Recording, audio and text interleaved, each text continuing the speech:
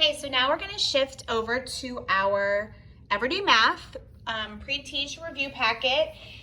Yesterday, if you were following along with me, we were on this page. So just flip the page over. There's nothing on the back of that one, at least for me there's not. There might be for you, but you should have these part totals or start, change, ends boxes here up at the top, okay? All right, so what we're gonna do is we're going to read the number story and we can determine which way we wanna organize our thinking. And so Everyday Math does a really cool thing where it gives you different graphic organizers to kind of help you organize your thinking in math. So we'll decide which one we wanna use, but let's go ahead and get started. It says, we have to always read the directions. For each number story, write a number model with a question mark. Remember, number model is just a fancy way of saying a number sentence. Then solve the number story. You may draw diagrams like those below or pictures to help.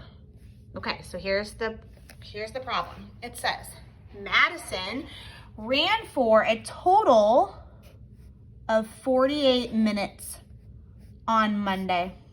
Oh, and Tuesday. So we have Monday, Tuesday. My brain's already wanting to organize this thinking, okay? So she ran for 48 minutes here and she ran for it says ran for a total of 48 minutes on Monday and Tuesday. So she didn't run for 48 minutes on Monday and she didn't run for 48 minutes on Tuesday. It was a total combined. So I don't know what it is yet. It says she ran for 30 minutes on Monday. Okay, that's gonna help me now. We don't know what she did on Tuesday. How many minutes did she run on Tuesday? So the number model is going to be, let me zoom in here, 30 plus, because she has 2 days, we have to figure out the total.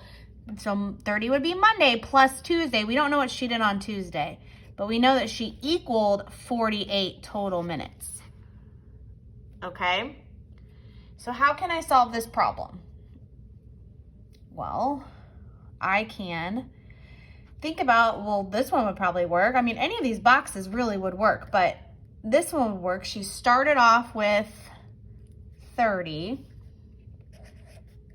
and then she added something, but that's the unknown, and the end was 48. So remember, the opposite of adding is subtracting. So I could do 48 minus 30. I could set that up. So let's see what that would look like. Let's do 48 minus 30, and let's see what we get. 8 minus nothing is 8. 4 minus 3 is 1. So she ran for a total of 18 minutes on Tuesday. Right? I could add these back together. I could go backwards. 8 plus 0 is 8. 1 plus 3 is 4. See how I did that? So how do you know the number makes sense? Well, you could say, how do I know the number makes sense? You could say, if I add 18 to 30, I get 48 minutes. Whoop, there we go. Makes sense? Okay. Let's do number 6. It says, one Mississippi alligator clutch has 48 eggs. Another Mississippi alligator clutch has 29 eggs. How many more eggs are in the first clutch? See, my brain always wants to add. I'm thinking, oh, they're gonna ask me how many in all. That's not the case this time. They're asking us to see how many more were in the first clutch than the second clutch. So I'm gonna have to subtract. So it's gonna be 41 minus 29, and the unknown is the answer or the sum for the problem. We call the answer the sum. So I can do 41 minus 29. I'm gonna need to regroup here. And that's okay, because we're smart enough, we got this.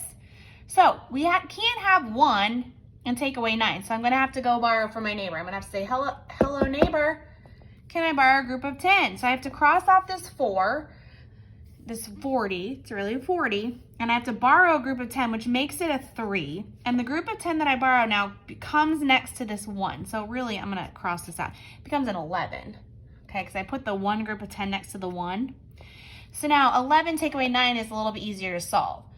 So I can think 9, 10, 11, 2, and then 3 minus 2 is 1, so 12. So the first Mississippi alligator clutch had 12 more eggs than the second one. So the answer is 12. Actually, I should say 12 more eggs. How do you know your answer makes sense? Well, if I go backwards, I could do 12 plus 29. Let's see if that equals 41, right? So 2 plus 9 in my head is 11. So I'm thinking, right? 1 comes down here. Remember this from school? And then the other group of 10, the other 1 goes up here. So now 1 plus 1 is 2, plus 2 more is 4. So I'm checking my work. So I can say, how do you know your answer makes sense? You can say, if I add 12 to 29, I get 41 eggs. Boop. Number stories are so much fun. We just have to be able to like break apart the number story to help us figure out what it's actually asking us to do. Okay? All right, so for today, we actually have 2 pages, so I want you to turn it over to the back. And it looks like this. It's got some crayons on the back. Okay? All right, let's take a peek here and see what they're asking us to do. It says, Camden read the number story below. Then he drew a picture and wrote 2 number models to keep track of his thinking. All right, so it says, Mrs. Wilson had 2 packs of crayons with 6 crayons in each pack. So here's 1 pack and here's 1 pack. She gives 5 of the crayons to her students. See how they crossed off the 5? How many crayons does she still have? Now, this is really a 2-part problem, okay? So you can see, here's Camden, what he first did. He first said, well, there's 2 packs of 6, so 2 times 6 is 12. Then he took the total number of crayons, which was 12, and he minus the 5 that she gave away to her students. And he said she should have 7 left, so 5, or actually 6, plus this 1 left would be 7. And it says, do Camden's number models fit the number story? Explain your answer. And they do. So I can write Camden's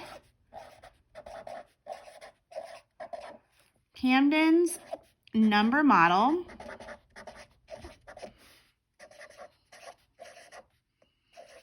models, whoop, you guys can't see that. Here we go. Are correct. Because 2 times 6 is 12. Then he took the total. Pause the video if you need to. You know, I'm writing fast, right? But you have all the time in the world with the video. Then he took the total number 12 and subtracted the 5 crayons she gave away.